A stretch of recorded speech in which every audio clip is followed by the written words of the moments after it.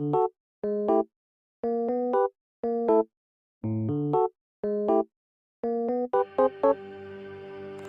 everyone, my name is Mackenzie P. Garcia, and today I'll be promoting my assigned global city, Cebu, also known as the Queen City of the South.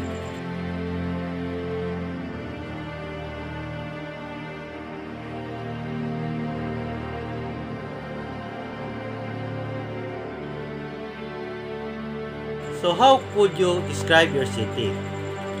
Cebu is a vibrant and fast-growing city located in the central part of the Philippines. It is a perfect blend of history, culture, and modern development.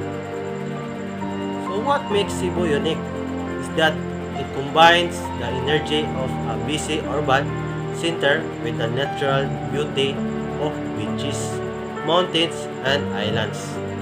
Even though I live in the Aguho, Nanmontayan, Cebu, the influence of Cebu City still reaches our communities because it is the cultural and economic heart of the region.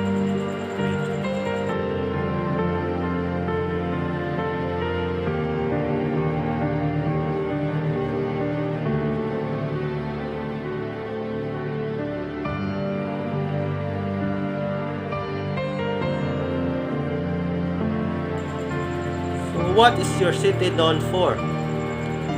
Cebu City is known for many things. First, it is famous for the Sinulog Festival, the country's grandest festival celebrating history, emotion, and culture.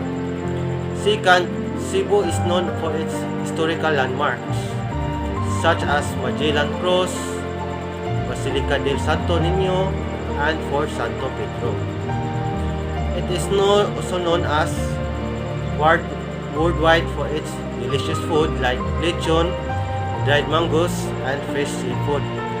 Cebu also became popular among tourists for its beaches and Mactan, and its adventure spots like canyoneering in Badian and island hopping in the north and south.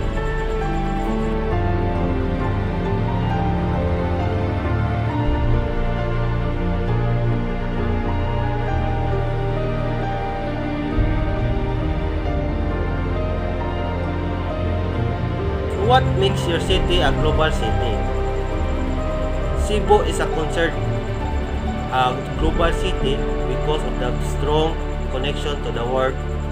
It is a major hub for business, process outsourcing, BPO, international companies, and foreign investments. Cebu City, also known as a busy international airport that connects the Philippines to other countries.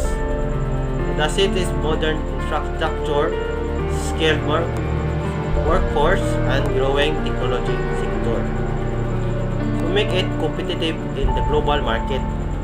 Cebu welcomes people from around the world, tourists, investors, students, and business leaders, making a diverse, globally connected and influential city in the Visayas.